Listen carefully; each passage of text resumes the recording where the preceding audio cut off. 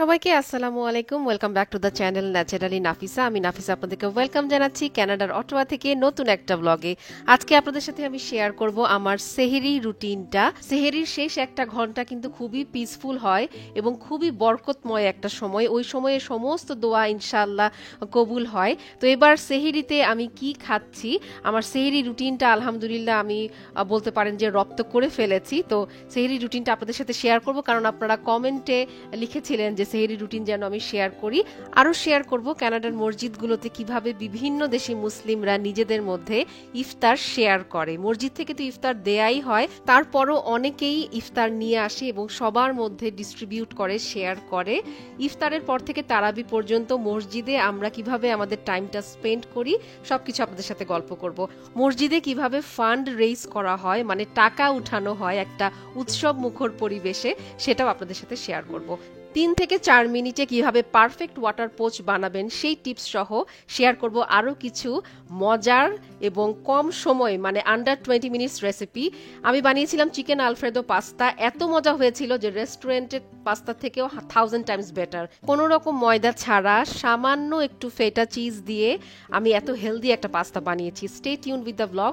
আরও বানিয়েছিলাম যে এই রমজানে আমার নিত্যদিনের সঙ্গী আমার এনার্জি ড্রিঙ্ক, যেটার ওয়াটার রিটেনশন ক্ষমতাও অনেক বেশি এবং আপনাকে সারাটা দিন এনার্জাইজড রাখবে। বানিয়েছিলাম 20 মিনিটের থেকে কম সময়ে বানানো 2টা ভাজি, বিটরুটের একটা ভাজি যেটা খেতে একদম লাল শাকের মতো। লাল শাক কিন্তু আমরা কানাডায় এখানে পাই না। আর বানিয়েছিলাম যে বাঁধাকপি আর যে ছোট ছোট যে মূলা পাওয়া যায় না, লাল লাল মূলা, র্যাডিশ, ওটা দিয়ে চিংড়ি দিয়ে একটা ঘন্ট। আলহামদুলিল্লাহ এভাবেই একটু ভালো একটু খারাপ এই নিয়েই চলছে আমাদের এখানকার রমজানের দিনগুলো। তো চলেন দেরি না করে ভ্লগটা শুরু করি।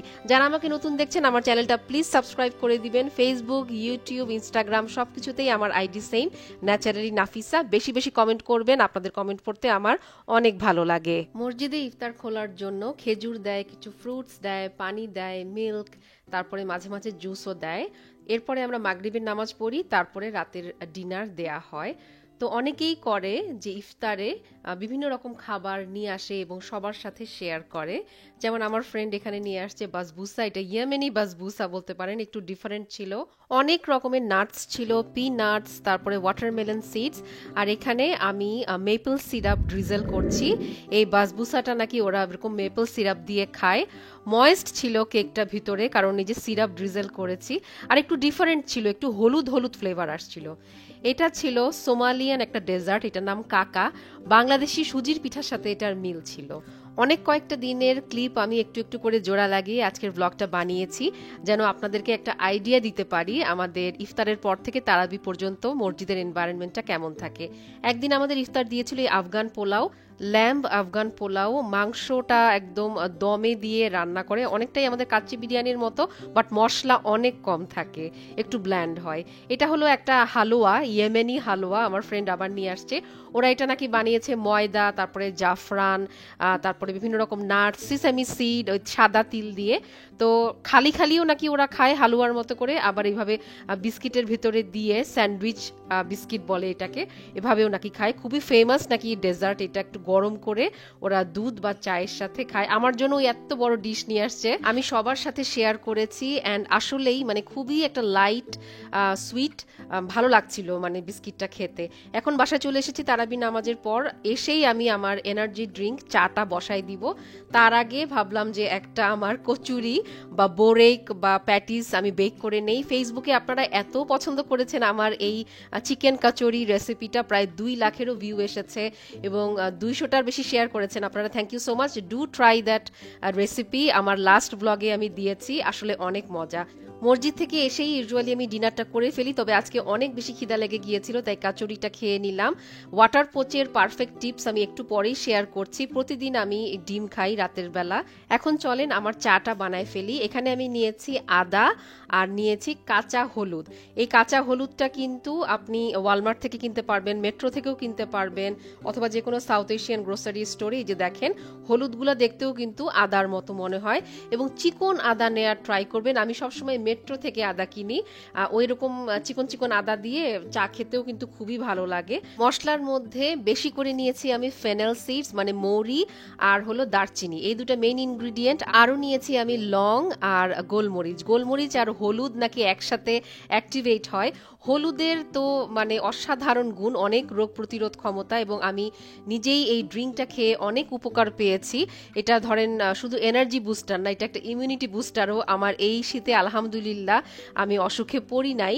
তো আমি বলবো যে মানে আপনারা এই ড্রিঙ্কটা ট্রাই করতে পারেন। সারাদিন শেষে এই ড্রিঙ্কটা খেলে আসলেই এনার্জেটিক লাগে, এবং এই ড্রিঙ্কটার না ওয়াটার রিটেনশন একটা ক্যাপাবিলিটি আছে, মানে আপনার পানির পিপাসা লাগে না, আমি এটা অবজার্ভ করেছি। তো একই মশলা আপনি মিনিমাম 2-3 বার ব্যবহার করতে পারেন, 2 বার তো ব্যবহার করতে পারবেনই, আমি অনেক সময় 3 বারও ব্যবহার করি। তো এই তো আমার এনার্জি ড্রিঙ্কটা শেয়ার করলাম। এটা ছিল আমাদের আরেক দিনের ইফতার। আমার ফ্রেন্ড নিয়ে আসছে চিকেন বিরিয়ানি, তো আমি ওকে মজা করে বলতেছিলাম যে এইবার তো সব সোয়াব তুমি কামায় ফেলবা, এত এত ইফতার নিয়ে আসতেছো। তো ওর বোন এই চিকেন বিরিয়ানিটা রান্না করেছে এবং আমি অবাক হয়ে গেলাম, অনেকটাই আমাদের মতো টেস্ট। আর এখানে স্যুপ দিয়েছে আমাদেরকে। তো চিকেন বিরিয়ানিটা একটু খেয়েছি এবং আমি বাসায়ও আজকে একটু নিয়ে এসেছি, ও জোর করে আমাকে একটু দিয়ে দিয়েছে।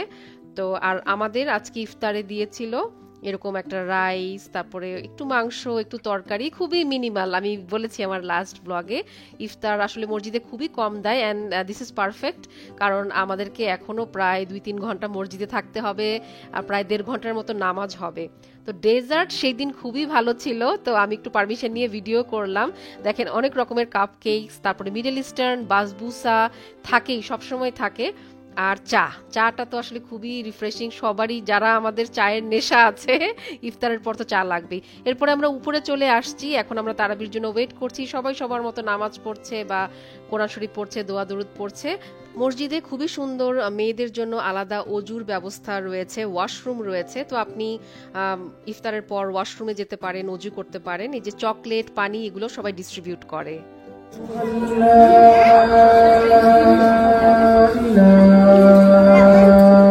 মসজিদে গেলে আজান শোনা যায়, এটা আসলে খুবই একটা আলহামদুলিল্লাহ, কারণ আমরা তো এখানে আজান শুনতে পারি না, এইভাবে মোবাইলেই শুনতে হয়।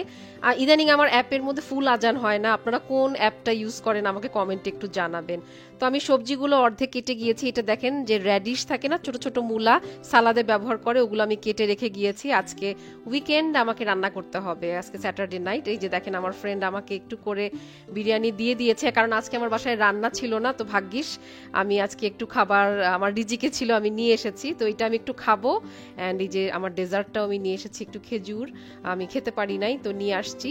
আর বাসায় এসেই আমি কাজে লেগে গিয়েছি। এই সময় কাজ করতে মানে খুবই ল্যাথার্জি একটা ফিল আসে। মাছ বের করেছি, এই যে পেঁয়াজ বাটা বের করেছি, অনেক মাথার চুল পড়ছে। তো এই যে দেখেন আমি আপনাদেরকে ওয়াটার পোচ করাটার নিয়ম দেখাচ্ছি। পানিটা যখন একদম মানে বয়েলিং হট হয়ে যাবে, মানে ফুটতে থাকবে, তখনই ডিমটা দিয়ে দিবেন। তারপরে চুলাটা মিনিমামে দিয়ে দিবেন, মানে সিমারিং করবেন না, মিনিমামে 2 থেকে 3 মিনিট বা ম্যাক্সিমাম 4 মিনিট। তো ওভাবে করে দিলেই আপনার কনসিস্টেন্সি, মানে যেটা ডিজায়ার্ড কনসিস্টেন্সি পেয়ে যাবেন। আজকে আমার একটু দেরি হয়ে গিয়েছে, কারণ ওই যে একসাথে 14টা কাজ করতেছি, তো আমার ডিমটা একটু শক্ত হয়ে গিয়েছে। আমি ইউজুয়ালি একটু রানি এগ ইয়োক পছন্দ করি। তো এই যে আমার আজকের ডিনার আলহামদুলিল্লাহ। আমি প্রতিদিনই চেষ্টা করি 2টা ডিম খেতে, কারণ এনার্জি লাগবেই, আপনার প্রোটিন খুবই দরকার এই রমজানের সময়। তো এই যে দেখেন আমি আরেকদিন ভিডিওটা নিয়ে আপনাদেরকে দেখাচ্ছি। তো আজকে আমার একদম পারফেক্ট কনসিস্টেন্সি এসেছে। আমি একটু রানি ইয়োক পছন্দ করি। তো বয়েল আসার পর ডিমটা দিয়ে দিবেন, তারপরে 2 থেকে 3 মিনিট, অ্যান্ড দেন তারপরে বের করে ফেলবেন। এই যে আমি একটা ছাঁকনির মতো ব্যবহার করছি। আর পানিটা দেখেন একদমই পরিষ্কার আছে, আমার কিন্তু বেশি মেস হয় নাই, মানে নষ্ট হয় নাই ডিমটা, আমি মোটামুটি পুরোটাই উদ্ধার করতে পেরেছি। আর এই যে দেখেন সুন্দর একদম রানি ইয়োক এসেছে। তো দ্যাটস ইট। ডিম সিদ্ধর থেকেও এখন আমার এই ওয়াটার পোচটা বেশি বেটার লাগে।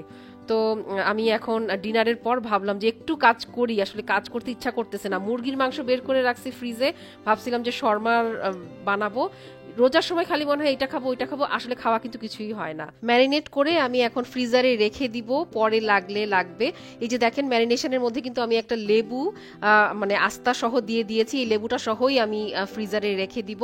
স্ক্রিনে আমি দিয়ে দিয়েছি কি কি মশলা দিয়েছি। এখানে আমি চিকেন টিক্কা মশলা, ওই যে কসকো থেকে এনেছিলাম না, চিকেন টিক্কা আর চিকেন তান্দুরি, দুইটা মশলাই দিয়েছি।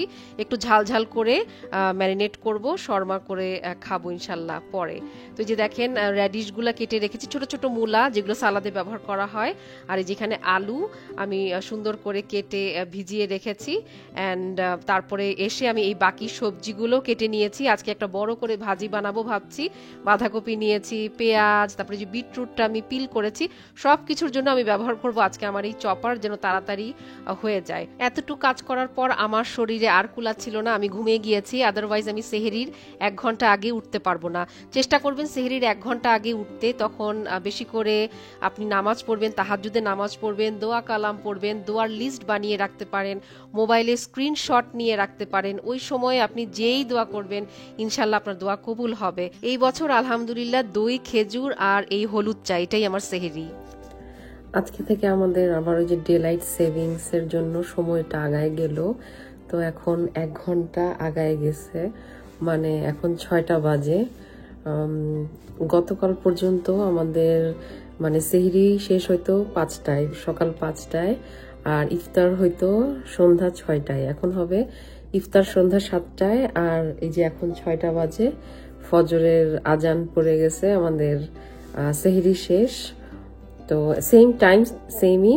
তো এখন থেকে আই গেস অক্টোবর মাস পর্যন্ত এরকম বাংলাদেশের সাথে 2 ঘন্টা টাইম গ্যাপ থাকবে আমাদের। এখন যেমন আমাদের সকাল 6টা বাজে, তো বাংলাদেশে এখন বিকাল 4টা বাজে। সো 2 ঘন্টার একটা টাইম ডিফারেন্স। তো গতকাল পর্যন্ত সেটা ছিল 1 ঘন্টার টাইম ডিফারেন্স। 3 সময়ে দোয়া কবুল সবচেয়ে বেশি হয়। একটা হলো ইফতারের আগে, তারপরে সেহেরির আগে এবং ফজরের নামাজের পরে। তো বেশি বেশি করে দোয়া করবেন এবং আমাকেও দোয়াতে মনে রাখবেন। আর সেহেরিতে এই দই, তারপরে খেজুর, এগুলো খাওয়ার কারণে আমার অ্যাসিডিটির প্রবলেমটা আলহামদুলিল্লাহ একেবারেই হচ্ছে না। তো ব্লগটা আজকে আমি এখানেই শেষ করে দিচ্ছি, কারণ এই রান্নাগুলো দেখাতে গেলে ব্লগটা অনেক লম্বা হয়ে যাবে। ইনশাল্লাহ এই ব্লগটা আমি কন্টিনিউ করব। নেক্সট ব্লগে আমি আমার রমাদান উইকলি মিল প্রেপ শেয়ার করব। বাই বাই, আসসালামু আলাইকুম।